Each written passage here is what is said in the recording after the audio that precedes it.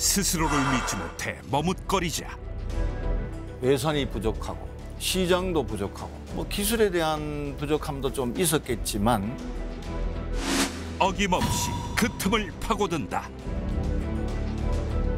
좋은 물주가 나타난 거죠. 스페인을 시작으로 삼국 공동개발에 대한 회의를 하면 서너 차례 진행했던 것으로 알고 있습니다. 독일, 스텔스 기능을 좀 적용하겠다. 이런 첩보에 들으면 혹할 정도의 그런 제안서를 제출했습니다. 또다시 영국까지. 포크를 한국의 요구 수준에 맞게 개조해서 한국에서 양산해서 생산하도록 해주겠다. 글로벌 기업의 표적이 된 한국 고등훈련기 사업. 200대도 다 흑우였고 국방부에는 아무런 그런 계획을 갖고 있지 않았어요. 고등훈련기 20대를 가지고 우리가 사용하고 있으면서 후속군수 지원이 잘 안 됐어요. 글로벌 방산기업 T-50 쟁탈전.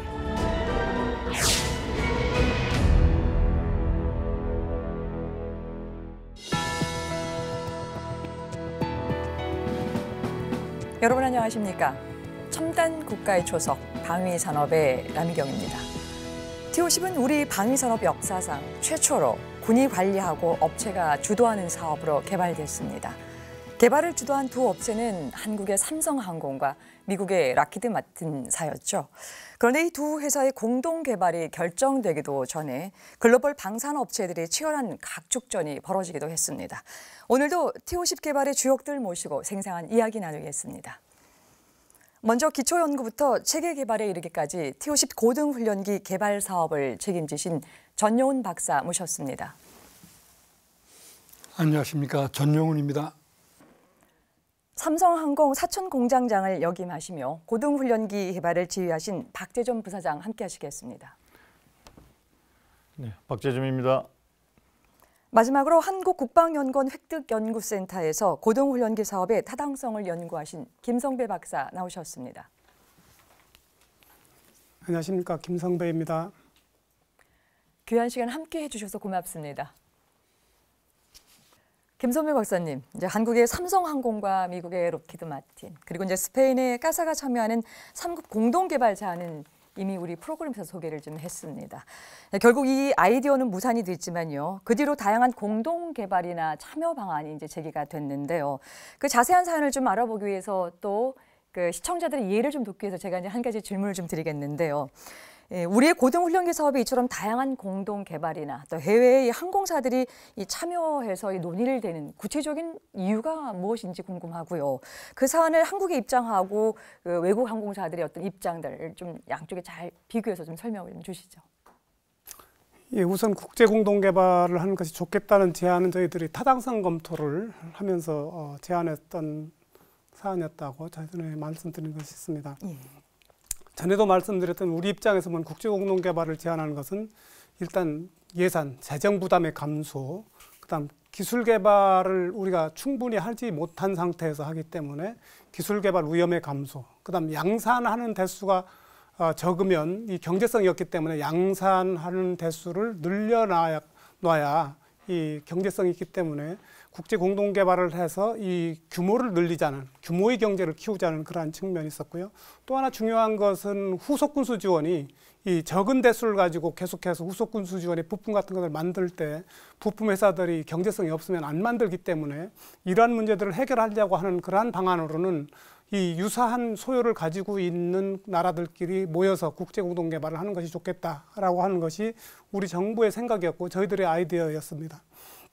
우리는 고등훈련기의 미래에 이제 소요가 존재하고 있었고 약 100대는 안 되었지만 그 현재 그 상황에서 고등훈련기를 충분히 개발할 수 있는 기술 수준도 좀 부족한 상황이었어서 그것을 다 어느 정도 보완할 수 있는 방법으로 유사한 그러한 소요를 가지고 있고 기술 개발 경험도 있고 한 나라들끼리 한번 모아보자, 그리고 한번 제안을 해보자 라는 생각을 했던 것이고요. 그래서 당시 고등훈련기 정도, 초음속급 고등훈련기를 개발한 나라들을 저희들이 조사해 봤을 때는 프랑스라든가 영국, 그 다음에 독일, 스페인 이 정도 나라들이 그러한 경험을 갖고 있는 것으로 조사를 됐습니다.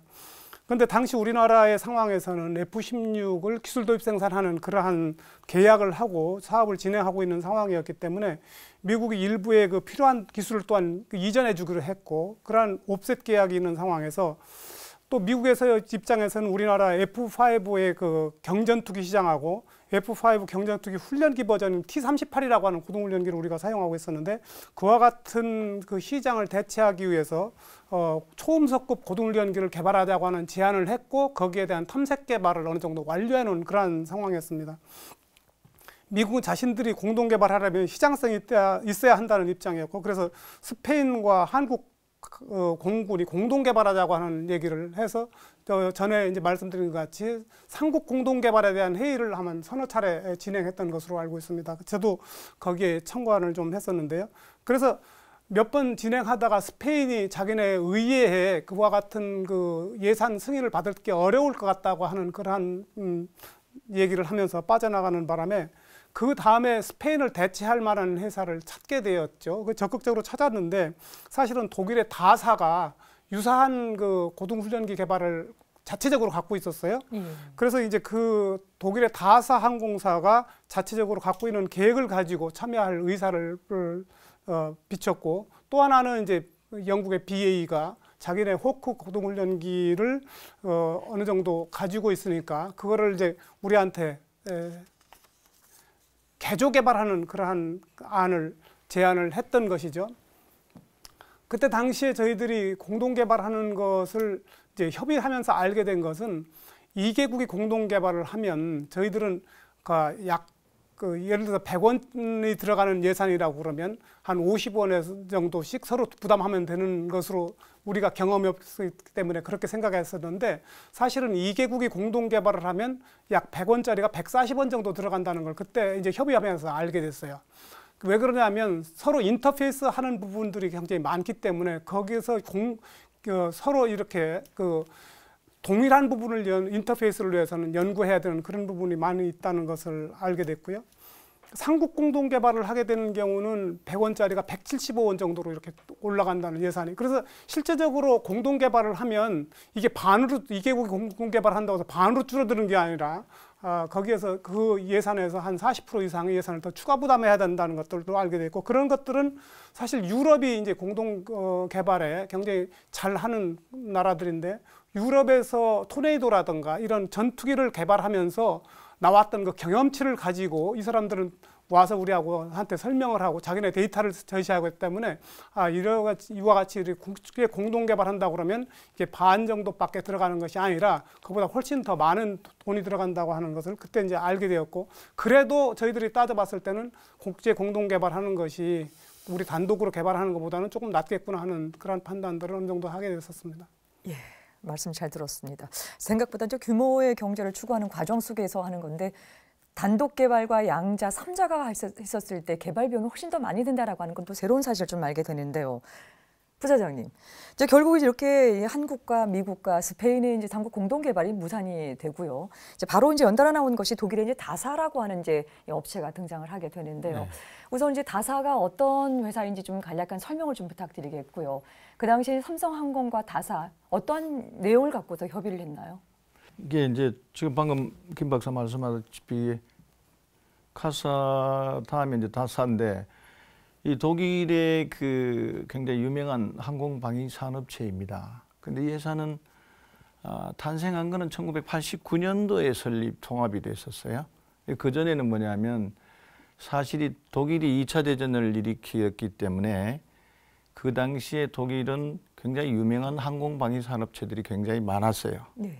그런데 패전을 하게 되면서 그런 항공방위 산업을 제재를 받게 되기 때문에 이 회사들이 그동안 주력했던 항공방위 산업을 못하니까 다 이제 뭐 민수 부분으로 조금 하거나 아니면 자동차로 다 변신을 합니다.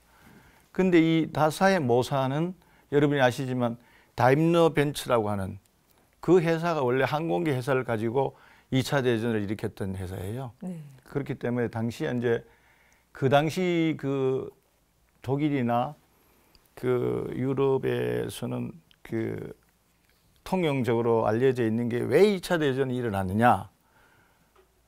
항공방위산업체들과 정치인의 유착으로 인해서 전쟁을 일으키지 않으면 군수물자를 더 팔 수가 없기 때문에, 그래서 그런 2차 대전이 일어났다는 이야기가 있을 정도로 국민들의 여론도 나빴기 때문에 업체들이 항공방위산업을 할 수가 없는 상황이어서, 그러다 보니까 지지멸멸하게 끌고 오다가 드디어 이제 한 4, 50년 지난 이후에 스스로 살기 위해서 통합을 합니다. 그게 이제 다임ler 벤츠 항공회사가 항공 엔진을 전문으로 만드는 MTU라는 회사, 그 다음에 민수항공기, 아마 여러분이 주로 알려져 있는데 수륙 양육 항공기라는 게 있습니다. 바다에 뜨고 왔는 그 수륙 양육 항공기를 만든 도니어라는 회사, 이를 그들이 통합을 해서 만든 게 이제 도이치 에로스페이스 얼라이언스라고 하는 그룹이 이제 출범을 하는데, 결국 이것도 당시에 이제 유럽이라는 나라들이 지금부터 한 30년 전 아닙니까? 네. 그 당시 유럽이라는 나라가 조그마한 나라들이 여러 개가 모여 있으면서도 각국이 항공방위산업체를 다 가지고 있었어요. 영국도 가지고 있고, 뭐 독일, 프랑스, 이태리, 스페인 다 가지고 있어요. 그러니까 시장은 작은데 각자 경쟁을 하는 구도가 되니까 사실은 경쟁력이 없어지죠. 거기다가 2차 대전이 이제 끝나고 나니까 미국이 새롭게 강국으로 부상을 합니다. 그 미국이 부상을 하게 되면서 첨단 전투기들을 미국이 막 만들어내죠. F-15도 만들고, F-4 다음에 F-15, F-18 막 만들어내니까 유럽이 이제 큰일 났단 말이죠. 근데 각국이 조그맣게 경쟁을 하니까 안 되니까, 야, 이게 살기 위해서 통합을 해야 되겠다라고 해서 뭐 최근에는 이 다사까지도 EADS라고 하는 유럽 자체가 통합으로 유로 에로스페이스 디펜스 얼라이언스라고 하는 그런 큰 EADS 주식회사를 만들어서 국가도 초월하고 업체도 초월한 그런 대형 회사가 만드는데, 그게 결국 다사도 이제 흡수가 됩니다. 그래서 그렇게 해서 진행이 되는데, 그 과정에 그 시점에 우리 프로그램이 런칭을 하려고 움직임이 있었지 않습니까? 지금 이제 김 박사가 말씀하셨다시피 그 나라들이 돈이 없잖아요. 프로그램을 해야 되겠는데, 근데 마침 한국의 KTX2라는 고등훈련기가 하나 있으니까 좋은 물주가 나타난 거죠. 그러니까 한국을 접촉합니다. 우리들은 사실은 미국만 쳐다보고 있었다고 봐야 돼요. 우리 물론 카이다나 연구기관에서 일부 유럽을 갔다 오고 뭐 했지만, 이제 그런 상태에서 자기들은 돈이 별로 없는데 한국은 정부가 되면서 프로그램을 진행을 하니 우리는 기술이 좀 있다. 그럼 너하고 같이 하자. 이렇게 해서 이제 이야기가 되는 중에 뭐 3국 공동개발도 있었고 4국 공동개발도 있었고, 심지어는 5개국 공동개발 프로그램까지 있었습니다. 이 당시에. 뭐 잠깐 말씀드리면 체코라는 나라는 L-59라는 고등훈련기를 우리하고 개조하자. 뭐 이런 이야기가 있어요. 그게 이제 굉장히 공산권에서는 굉장히 한 2,500대를 팔았던 훌륭한 비행기예요. 그것도 있었고, 남아공의 아틀라스라는 회사가 또 우리하고 또 뭐 공동 개발하자. 그러니까 유럽이 자기들이 살아남기 위해서 우리를 잡고 이제 그런 걸 요청을 하는 겁니다. 그런 과정 속에 이제 다사도 AT2000이라고 하는 프로그램을 초기에 이제 갖고 있었어요. 후에 이제 그게 마코라는 걸로 이름이 바뀌는데, 이게 이제 공격 및 경공격기라고 보시면 되는데, 우리하고 이제 스펙이 비슷하지만 이 사람들은 당시에 보니까 탐색 개발을 한 것도 없고 그냥 이 페이퍼 단계라고 보시면 되는 항공기였습니다. 그러니까 돈이 없으니까 우리하고 걸어서 되면 자기들은 이제 인력도 유지할 수 있고 뭐 좋으니까 이제 그렇게 진행을 했던 거죠. 근데 결국 우리가 보니 우리도 사실은 예산이 부족하고 시장도 부족하고 뭐 기술에 대한 부족함도 좀 있었겠지만, 우리도 이제 그런 생각을 가지고 있으니까 저 사람들이 이야기하니까 그래, 서로 궁합이 맞아서 만나서 이야기를 해보니 우리가 원하는 보다 더 가난한 거죠. 결국 우리가 물주라는 생각이 드니까 아이고 안 되겠다, 이제 이런 쪽으로 이제 방향이 이제 가게 됐고, 이제 그런 과정에서 이제 협의를 해보니 우리는 그래도 전 박사님 증시람 탐색 개발도 해봤고, 영국 가서 탐색 개발도 했고, 미국 가서 탐색 개발 중에 있고 뭐 등등 이러니까 나름대로 비행기에 대한 거는 조금 알기는 알거든요. 그런 상태에서 그 사람들로 얘기를 해보니 이게 뭐 아직 뭐 채로 멀은 비행기들, 캄캄한 비행기를 갖고 얘기를 하니 다사 같은 경우에 이제 안 되겠다 이렇게 해서 중단이 됐고 엉터리 비행기로 이제 결론을 내고 끝냈습니다. 근데 이 이제 무산된 이유가 그 지금 말씀드린 것도 굉장히 큰 이유이긴 하지만 그보다 제가 생각할 때 그 당시에 이제 이 일을 깊이 있게 관여했던 사람이 한 사람으로 보면 내면에 뭐가 있냐면 당시 유럽은 기업들이 서로 살아남기 위해서 이합집산으로 흡수 통합하는 것도 활발하게 이루어졌지만 국가 간에도 지금 뭐 유럽이 하나로 통합됐지 않습니까? 예. 그와 마찬가지로 그 전에 이미 유럽 나라들이 국가 간에도 서로 이 통합하고 동맹을 하는 게 활발하게 진행되고 있었어요. 바로 이 시점에 뭐가 있었냐면 영국, 이탈리아, 스페인, 독일 이 네 나라 국방장관들이 미국이 강력한 전투기를 개발해서 나오니 우리 유럽도 강력한 전투기가 있어야겠다. 그래서 이 4개 국가가 유로파이터라는 비행기를 개발하자라고 하는 이 4개국 국방장관 회의를 통해서 합의를 하게 됩니다. 그러면 그 비행기가 제가 그 당시에 알기로는 한 70억 불 정도 들어가는 걸로 알기 때문에 그 4개 국가에 있는 모든 국방 예산을 다 집어넣어야 돼요. 그러니까 다른 프로그램은 자동으로 다 죽게 돼 있습니다. 그렇기 때문에 다사가 뭐 AT2000을 카사가 뭐 ATX를 가지고 얘기를 해도 정부 예산 지원이 없기 때문에 갈 수가 없는 프로그램이고 우리 입장에서 보면 그 사람들한테 예산 지원이나 투자비가 없는데 협력할 수 있는 방안이 없죠. 그래서 결국은 그런 유럽의 국가 간의 살아남기 위한 통합에 의해서 이런 항공방위 산업도 그렇게 통합되다 보니까 나머지는 자연스럽게 죽어져서 우리는 미국 쪽으로 갈 수밖에 없었던 결과를 가져왔다고 봅니다. 예. 이상입니다. 예, 말씀 잘 들었습니다. 그 삼성항공과 이 다사의 관계였지만 다사가 포함되어 있던 독일, 유럽의 항공 방산에 관련된 전반적인 설명을 아주 그냥 쉽게 좀 말씀을 주셔서 이제 감사한데요. 결국 이제 이 다사와 삼성항공의 공동 개발이 이제 무산이 됐습니다. 김 박사님. 예. 그런데 이제 이 독일의 다사가요, 이렇게 한 번의 실패로 물러서지 않고요. 이번에는 삼성항공이 아닌 다른 회사랑 접촉해서 이런 계획서를 또 제출한 사건이 있는데 어떤 내용인지 궁금합니다.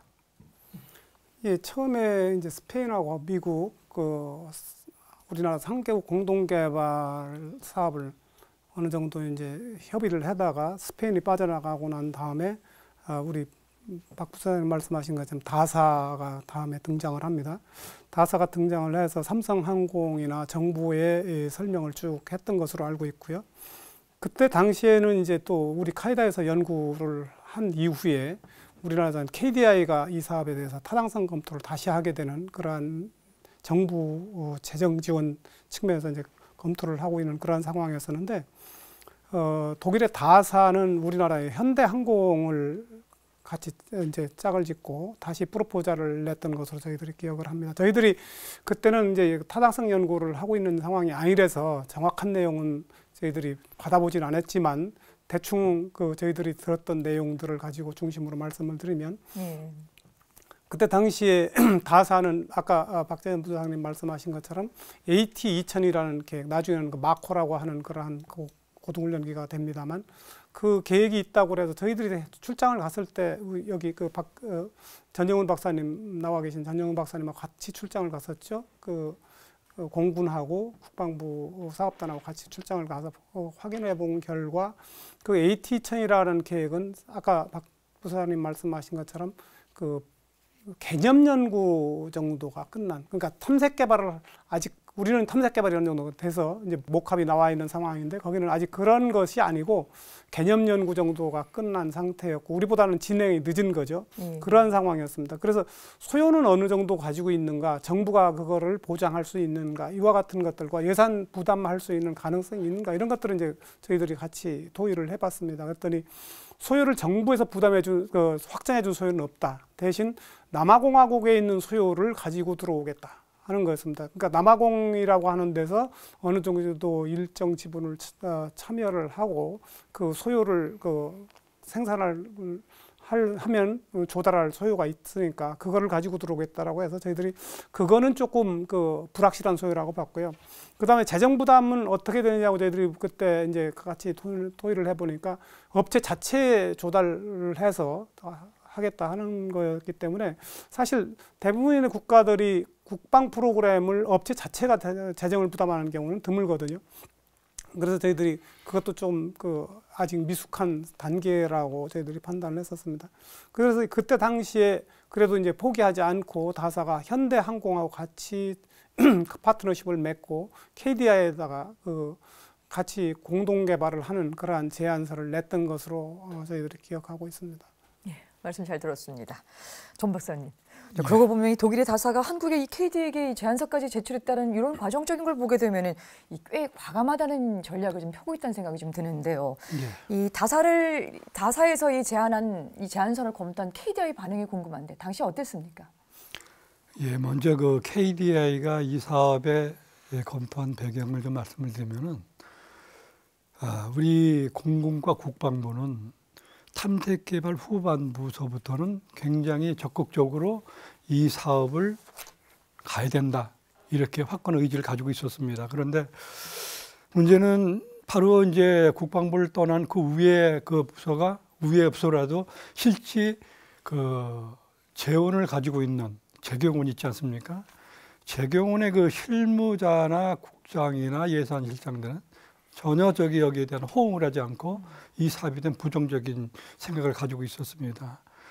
그러다 보니까 이제 부총리께서 KDI가 자주 나오는데 KDI는 우리 정부 출연연구소입니다. 사단법인 출연연구소고 그다음에 어떤 사회 과학 분야의 정책을 연구하는 연구소인데 거기에 이제 타당성 검토를 지시를 했습니다. KDI에서는 이 사업을 맨 처음에 보고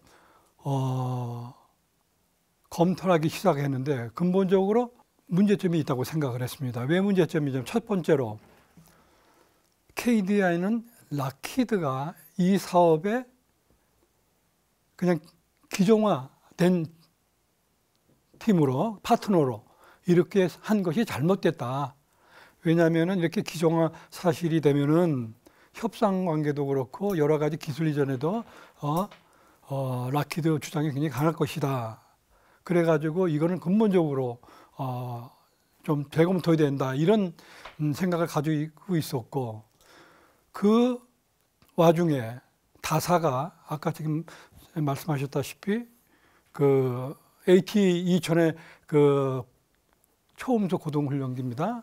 마하 1.6 되는 훈련기고 그 다음에 여기에 아까 소요를 말씀하셨는데 남아공의 50대 그런데 그리고 스페인의 80대 독일의 70대 약 200대 소요를 가지고 온 것이 되겠고 여기에 또한 신기술을 적용하겠다. 예를 들면 스텔스 기능을 좀 적용하겠다. 이런 아주 그냥 첫 번에 들으면 아주 혹할 정도의 그런 제안서를 제출했습니다. KDI에게. 그래서 KDI는 락히드보다도 다사의 제안을 굉장히 호의적으로 이렇게 생각을 하고 있었습니다. 그랬군요. 근데 박 부사장님, 고동훈련기 사업이 이제 삼성항공이 주도해서 진행된다라고 하는 것이 이제 규정화된 사실인데요. 그런데 이제 다사가 현대항공을 파트너로 이제 선택했기 때문에 삼성항공 입장에 있어서는 기본적인 구도나 전략 이런 것들이 다 깨트려지는 건 아닌가 싶은 생각이 드는데 당시 이 상태를 바라봤던 삼성항공의 입장 어땠습니까? 예, 지금 말씀하신 대로 그게 참 어떻게 보면 굉장히 우리나라가 이게 무슨 기준이 있는가 이런 생각도 많이 들 정도로 당시에 좀 황당했었는데 저희는 먼저 단호하게 말씀드릴 수 있는 것은 전혀 사실은 걱정하지 않았습니다. 왜냐하면 국가가 이미 삼성항공을 ADD라고 하는 정부 기관을 밀치고 삼성항공에게 체계 개발을 주도하는 걸로 결정을 해줄 정도로 어려운 결심을 했는데 그럼 객관적으로 삼성항공과 현대우주항공을 두 개를 놓고 평가를 해서 현대우주항공의 월등히 타고난 실력을 가지고 있다고 한다면 모를까. 당시에 현대우주항공은 그야말로 신생기업이었습니다. 설립된 지가 불과 4년밖에 안 됐던, 그리고 프로그램을 전혀 한 번도 진행해 보지 않았고, 또 우리 삼성항공의 사실은 협력업체였어요. 우리의 KF-16, F-16에 들어가는 부품 정도를 생산하는 회사였었습니다. 그렇기 때문에 이거는 순전히 다사의 어떤 정치적인 사업을 어프로치하는 방법에서 정치적으로 접근하는 방법이라고 생각을 했고, 또 하나는 이게 이 KTX2라는 게 누구나 다 걱정을 하던 굉장히 큰 개발비가 들어가고 굉장히 기술의 리스크가 크고, 또한 경제적 측면에서 볼 때는 그 많은 예산을 투입했을 때 우리 국가적으로 그 많은 이익이 있을 것인가를 깊이 논의하는 과정에서 들여다보면 볼수록 이거는 그저 이렇게 테이블에 앉아서 만든 정도밖에 안 되는, 저희는 다 아는 거죠. 그래서 사실은 너무나 불확실한 그런 사업이었기 때문에 지금 이야기한 200대도 다 흑우였고, 독일에는 70대라는 게 다사라는 회사가 이야기했을 뿐이지 국방부에는 아무런 그런 계획을 갖고 있지 않았어요. 독일 국가는. 근데 그래서 저희는 사실은 걱정을 전혀 하지 않았다고 말씀드립니다. 네. 여러분께서는 지금 첨단 국가의 초석 방위 산업을 시청하고 계십니다.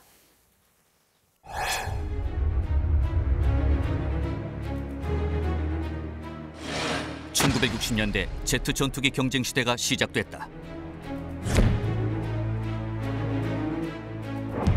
미국의 F-86 세이버, F-84 썬더젯, 프랑스의 미스테르 등 제1세대 제트 전투기가 등장하고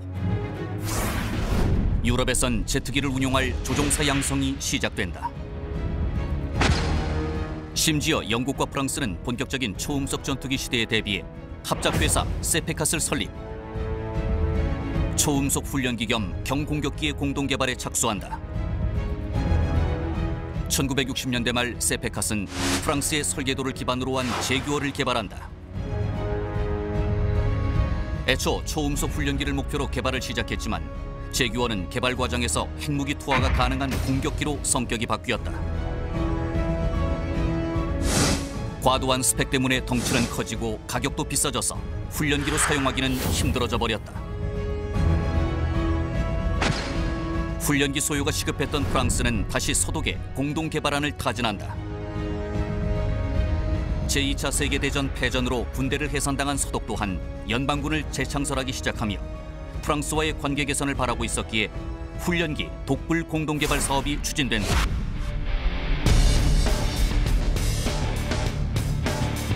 (1971년) 세계 회사로부터 받은 설계안을 검토한 끝에 프랑스의 다소와 브레기, 독일의 도르니에 콘소시엄이 제출한 TA-501이 최종 채택된다.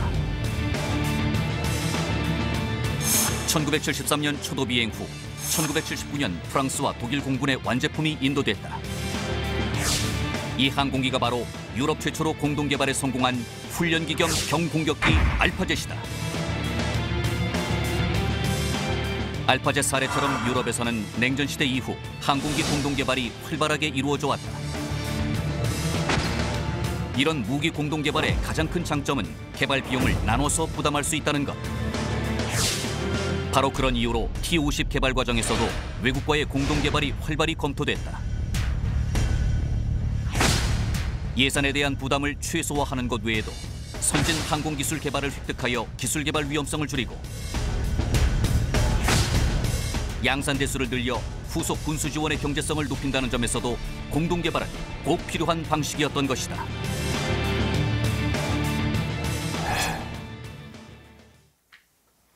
첨단 국가의 초석 방위 산업. 오늘은 T-50 개발 사업을 둘러싸고 벌어졌던 글로벌 방산업 업체들의 각축전에 대해서 살펴보고 있습니다. 독일은 이제 다사에 이어서 또 다른 외국 방산업 업체를 조금 구체적으로 좀 살펴볼까 하는데요. 김 박사님, 예, 영국 BA사가 이제 또 한 번 이 시점에 이제 등장을 하게 됩니다.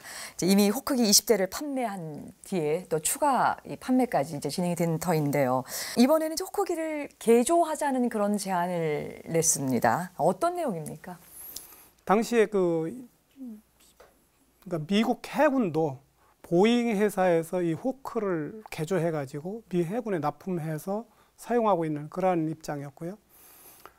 그러한 상황에서 사실 그 F-16과 F-18이 경쟁할 때 F-18을 제안했던 그러한 그 맥도날드 더글라스죠. 당시 지금은 이제 보잉 항공사인데 거기에서 우리나라에게 호크 훈련기를 개조해서 한국에서 생산할 수 있도록 해주겠다 하는 것이 고등훈련기 관련한 기술 이전에 포함되어 있었던 그런 내용이기도 합니다.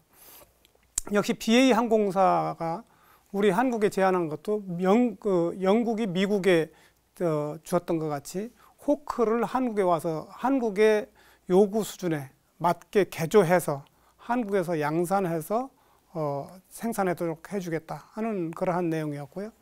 그 내용을 우리들이 검토해 보았을 때는 사실 어느 정도 매력적인 사업 중에 하나이긴 합니다. 왜 그러냐 하면 개조하는 것이 개발하는 것보다는 비용이 좀 덜 들고 또 하나는 이미 입증된 항공기이고 그런데 이제 그 항공기를 우리가 20대 지금 말씀하신 것처럼 구매해서 사용하고 있는 그러한 사용 경험도 있고 그런 여러 가지 측면 때문에 호크를 개조해서 우리나라에서 양산할 수 있도록 해주겠다 하는 것이 하나의 대안이 될 수 있다고 하는 측면에서 저희들이 검토도 했었던 적이 있습니다. 그런데 이제 문제는 뭐냐면 그때 당시에 우리가 쓰고 있는 고등훈련기는 T-38이라고 초음속구 고등훈련기를 우리는 사용하고 있었고 그것이 이제 F-5 경전투기의 훈련기 버전입니다. 그런데 이제 우리 공군에서는 약간 이제 불만족스럽게 생각하는 것이 뭐냐면 아음속 고등훈련기였거든요. 호크라고 하는 것은 마하의 한 0.9 정도 나가는 거기 때문에 공군에서는 그렇게 개조해가지고 사용해가지고는 나중에 우리가 경전투기가 필요한 경우에 경전투기로 사용하는 데는 문제가 있다. 이러한 얘기들을 했죠. 그렇기 때문에 이 영국에서 제안한 내용, 호크기를 개조해서 한국에서 생산해서 납품하고 나중에 경전투기도 자기네들이 개조해서 할 수 있도록 해주겠다 하는 그런 내용이 일부의 공군들은 또 찬성하는 부분들이 있었지만 또 대부분의 공군들이 의견이 좀 갈렸습니다만 일부의 공군들은 또 그것은 어느 정도 부족한 측면이 있다. 그다음에 이미 우리가 F-16의 기술 도입 생산을 하고 있는 상황에서 미국 록히드 마틴이 고등훈련기급 경전투기급 그와 같은 전투기를 개발할 수 있는 기술을 이전해 주겠다고 하는 계약을 이미 맺은 상황에서 그러한 대안을 뛰어넘기에는 부족한 측면이 있다. 이런 측면들이 많이 논란이 됐었습니다. 그래서 그 내용이 어느 정도는 구체화되지 않은 그러한 것으로 보입니다. 예, 전 박사님. 예. 지금 현재 이제 말씀 듣기로는 이제 BA사의 이제 후속 군수 지원 문제가 조금 약간의 원활하게 되지 않았다라고 하는 거 그것 말고도요. 이제 지금 BA사가 제안했던 것이 정말 현실적으로 가능한지를 좀 꼼꼼하게 좀 따져봐야 될 것 같은데요. 먼저 이제 아음속기를 초음속기로 개조하는 예가 이게 좀 타당성이 있는지 먼저 궁금하고요. 또 하나는 이런 뭐 기술적인 부분뿐만 아니라 할 수 있는 기간들 또 비용적인 부분들 다각적인 구도에서 좀 살펴봤어야 되는데 그 당시 어느 정도 좀 현실성이 있었습니까? 예, 우선 BA 제안 내용을 조금 더 구체적으로 말씀을 드리면은 BA사는 기존 허크 200이라는 게 있습니다. 허크 200 이는 계열을 초음속으로 개조하는 겁니다. 아음속기를 날개를 초음속화하고 그다음에 동체를 개조하고 그다음에 엔진을 EJ200이라는 강력한 엔진을 사용해 가지고 개조하는 것입니다. 그래서 개조비는 약 9.4억 불 96도 가격으로 개조 기간은 9년을 잡았고 기존 항공전자나 비행기를 사용하는 것입니다. 이거는 그리고 이렇게 하는 제안이 저희가 받아들일 때는 어떤 문제가 되냐면은 항공기를 개조 개발 기술은 받을런지 모르지만은 항공기를 전체 개발하는 기술은 안 하게 됩니다. 그래가지고 또 이런 걸 가지고 기술 이전이라든가 아까도 말씀드렸지만 하려다 보면 여러 가지 구체적으로 알아봐야 때문에 시간적으로 많이 준비 필요하고 이런 여러 가지 문제점이 있었습니다. 그리고 BA사는 T-50이 자기네들 개발이 된 후에 경쟁 기종으로 생각하고 이 T-50 사업에 굉장히 어떤 좀 방해 행동이라고 하나 이런 것 같이 느껴졌고 그리고 아음속기를 초음속기로 개조하는 거는 물리적으로 개조를 한다면 하겠지만은 그런 예가 없습니다. 예를 들어서 아음속기를 허크 같으면 허크 67, 허크 200, 가스 허크 이런 식으로 어떤 요구에 따라가서 변형 개선하는 경우는 있어도 아음속기를 초음속으로 개조하는 것은 여태까지 항공사에 없습니다. 예. 그래서 이거는 굉장히 어떻게 생각하면은 물리적으로 부탁한다면 가능은 하겠지만은 상식적으로는 이것이 받아들일 수 없는 그런 것이 되겠습니다. 예. 지금 이제 두 박사님의 의견을 쭉 모아보게 되면 결국 한국 고등훈련기 사업에 대한 영국의 BA사의 집념이 굉장히 좀 대단했다는 생각이 좀 들고요. 특히 호크기 개조에 대한 제안은 결국 T-50 개발을 이게 포기하라고 하는 거야? 라고 하는 정말 진위가 뭐야? 라는 이런 부분들까지 궁금해지게 하는 부분인데요. 부사장님, 이제 우리 부사장님께서는 이제 T-50 개발 전반을 이제 총지휘하셨었고 지금 이후에 수출까지도 이제 꼼꼼하게 이제 담당을 하셨던 분이기 때문에 이런 질문 한번 좀 드려볼 텐데요.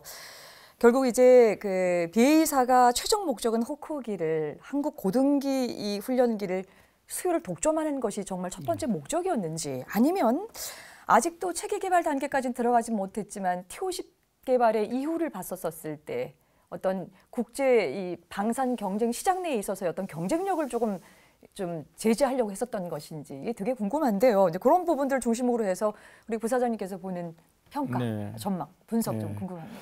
지금 사장님께 말씀하신 대로 BA의 복심을 그 당시에는 저희가 굉장히 예민하게 팔로우를 했고 깊이 있게 이제 만나보기도 하고 대응을 상당히 좀 많이 했었습니다. 왜냐하면 BA는 곧 저희 삼성항공의 경쟁자였다고 저희는 판단을 했습니다.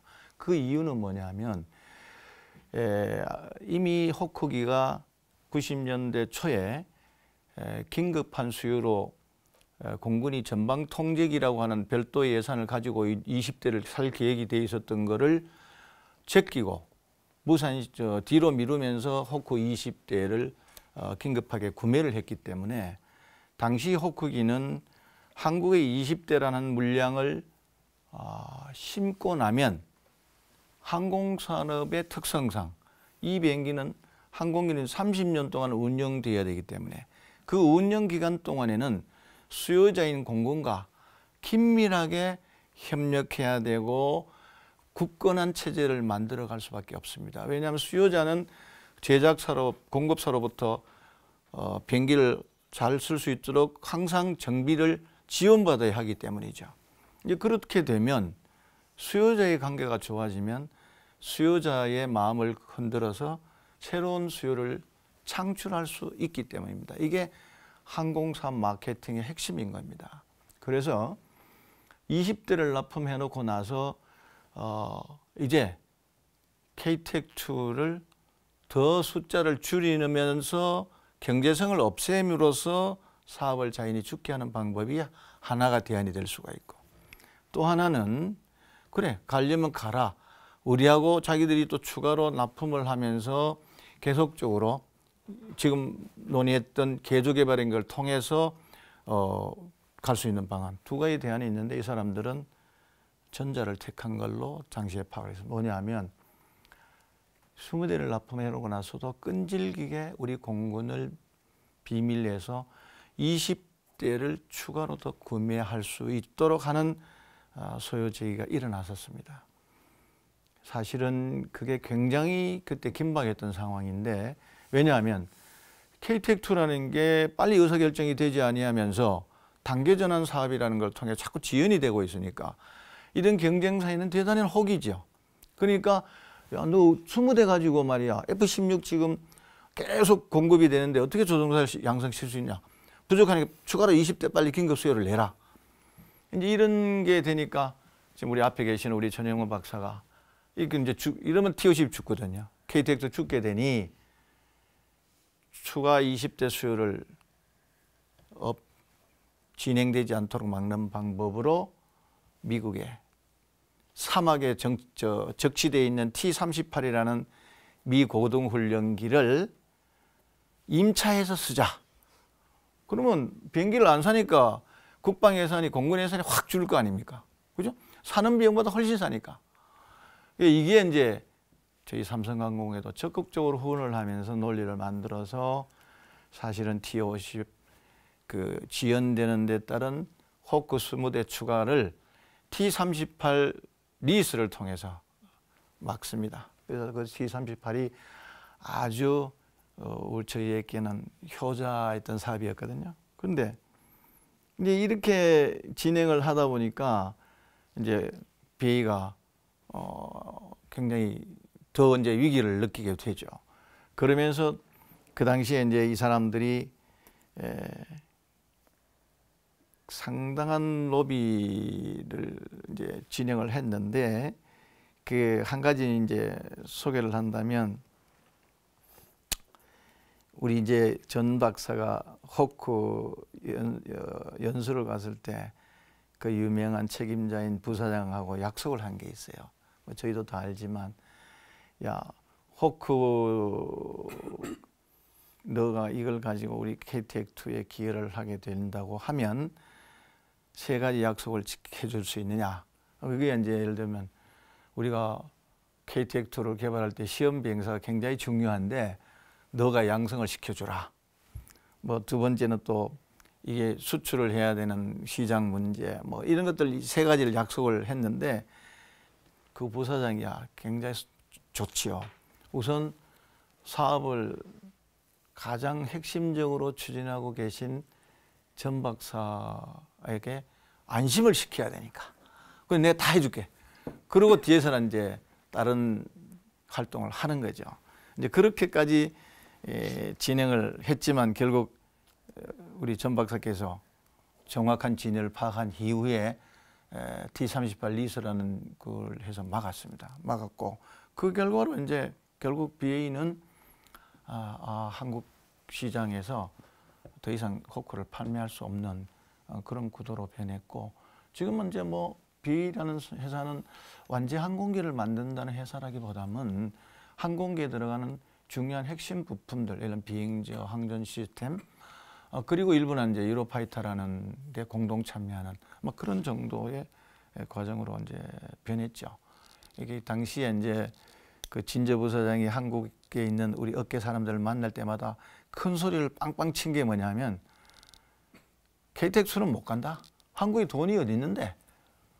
우리가 호크기를 사게 공급해줘서 그걸 다 커버해줄게.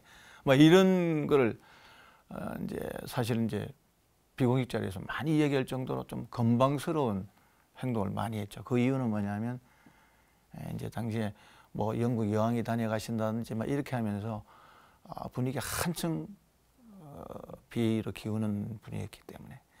근데 저희 이제 업계에서는 그럴 때마다 새로운 대응 방안을 세워서 면밀하게 대응을 했기 때문에 이 프로그램이 갈 수 있었다고 생각을 합니다. 네, 말씀 잘 들었습니다. 여러분께서는 지금 첨단 국가의 초석 방위 산업을 시청하고 계십니다.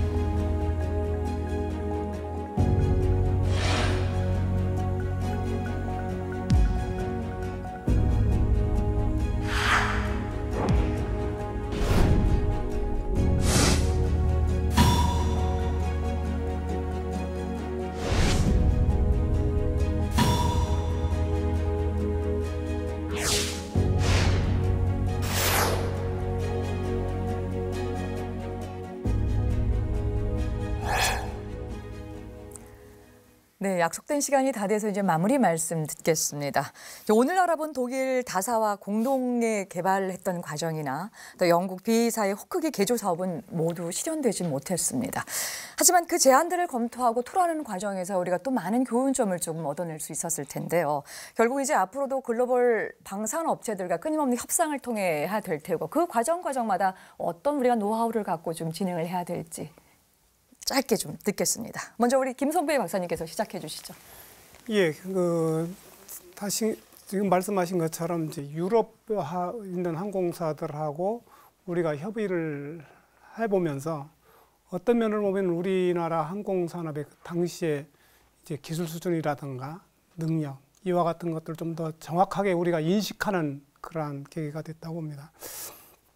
또한 가장 우리가 잘 얻게 된 것은 각국 나라들이 어떤 분야의 기술을 핵심 기술로 가지고 있고 그거를 경쟁력으로 삼고 있고 어떤 기술은 협력을 절대 못한다고 하는 분야인지를 알게 됐는데 사실은 하나의 예가 이제 항공 전자 분야, 그 다음에 이제 비행 조종 분야 이와 같은 기술들은 자기들이 꼭 지키려고 하는 분야였고 그거에 대해서 우리가 알게 된 것만으로도 이 협상을 하면서 많이 크게 얻은 것이라고 봅니다.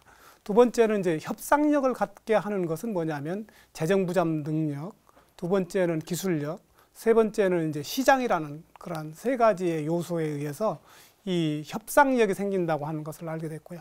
그래서 저희들이 유럽하고 해서 이 성공한 그러한 협상은 아니었지만 이 유럽하고 같이 협상하면서 미국과의 협상력에서 상당히 또 우리가 어느 정도 협상 능력을 갖추게 됐다고 하는 그러한 교훈을 얻을 수 있었습니다. 이상입니다. 예, 말씀 잘 들었습니다. 이번에 우리 박재정 부사장님께서. 예, 저는 이게 뭐 기업에 몸담고 이게 사업을 하는 사람 입장에서 많은 것을 배웠는데요. 이제 사실은 이제 유럽적인 그 스타일이 있고 미국적인 스타일이 있는데 우선 크게 보면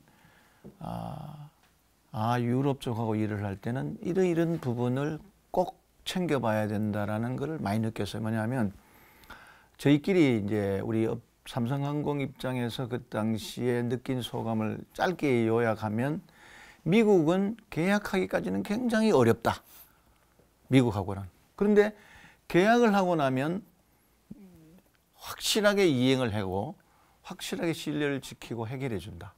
이런 걸 KFB 사업을 하면서 우리가 배웠거든요. 근데 이 KTX2 사업과 관련해서 유럽에 있는 회사들하고 협상을 하면서 자료를 받아보거나 협상을 해보면 이게 모든 간과설계를 다 내놓을 것처럼 줄 것처럼 하는데 파고 들어가 보면 전부 허구예요. 뒷받침이 전혀 안 되는 걸 많이 발견할 수 있고 그게 실제로는 또 우리가 당시에 몇 가지 사업을 하면서 그런 걸 많이 느꼈어요. 이게 계약은 빨리 해놓고 계약한 이후에 이건 계약이 없기 때문에 이건 추가 비용이 발생한다. 이래 추가 비용을 요구하게 되고 그럼 우리 이미 코가 끼었기 때문에 돈을 안 줄 수가 없어요. 이제 이런 사례 때문에 협상을 임할 때도 저희는 굉장히 그런 걸 타이트하게 짚어보고 그랬거든요. 뭐 그런 것들이 이제 우리가 그동안 쌓았던 교훈을 가지고 유럽하고 협상을 하면서 유럽의 협상이 문제점이 많다는 것도 알게 됐고 그걸 KDR라든가 정부기관에 조목조목 이해될 수 있게끔 제시했기 때문에 영향을 받지 않았다고 보여지고요. 종합적으로 더 말씀을 좀 드리면 이 기업은 사실은 이윤을 추구하는 집단이기 때문에 그 사업에 들어가는 비용의 요소에 대해서는 굉장히 타이트합니다.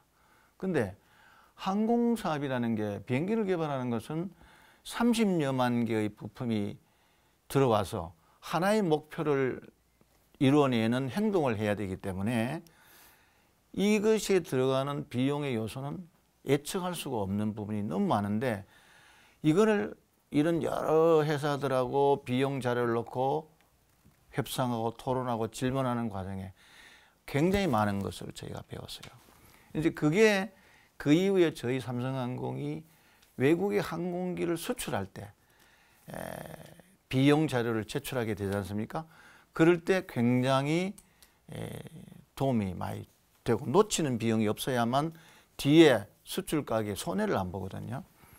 그게 중요한 그게 하나 교훈을 얻었고, 두 번째는 과연 이 사업을 할 때 또 이런 구도로 갈 때 3자로 갈 때 2개 국가로 갈 때 4개 국가 협력을 할 때 거기서 발생되는 리스크가 뭔지를 굉장히 알게 됐어요. 아까 우리 김성배 박사가 말씀하셨지만 둘이 하면은 루트 2, 3이 하면 뭐 70% 올라가는 이런 것들을 이런 과정에서 배웠어요. 그런데 유럽 사람들은 교묘하게 그걸 제안서에 숨겨놓습니다. 이제 그런 것도 우리가 배웠고, 마지막 한 가지 꼭 말씀드리고 싶은 것은 무엇보다도 이게 이제 장기간에 소요되는 사업이거든요. 시작부터 보통 뭐 10여 년은 꼭 걸리는 사업인데 장기간 동안에 이 사업을 잘 관리를 하지 않으면 목표에 달성하지 못합니다. 그런데 그게 뭐 사람의 머리나 이 페이퍼로 안 되거든요. 그게 이제 시트화면 돼야 되고 그게 체계화돼야 되기 때문에 그런 것들을 상당히 많이 중요하게 느꼈고, 후에 우리가 이제 이 KTX 사업을 하면서 그런 것들을 다 이렇게 담아서 계약할 수 있었던 것도 큰 우리 교훈이었습니다. 이상입니다. 예. 오늘 세 분의 TOC 개발 과정에 있어서의 방산업체들의 또 이 글로벌 방산업체들의 각축전에 관련된 이야기 잘 들었습니다. 고맙습니다. 첨단 국가의 초석 방위산업. 오늘 준비한 것은 여기까지입니다. 저는 다음 시간에 더 알찬 내용 갖고 찾아뵙겠습니다. 시청해주신 여러분 고맙습니다.